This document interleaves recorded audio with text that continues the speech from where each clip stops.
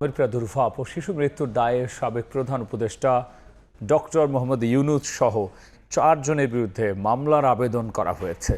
রোববার ঢাকার সিএমএম আদালতে মামলার আবেদন করেন হামে মারা যাওয়া 9 মাস বয়সী শিশু সাউদা নুসকানের বাবা সিরাজুল ইসলাম। মামলার আবেদনে বাদী অভিযোগ করেছেন, সঠিক সময় হামের টিকা সরবরাহ না থাকায় তার মেয়েকে টিকা দিতে পারেননি তিনি, আর এ কারণেই হামে আক্রান্ত হয়ে মারা যায় সে। এর জন্য আসামিদের দায়িত্বে অবহেলা ছিল বলে অভিযোগ করা হয় মামলার আবেদনে।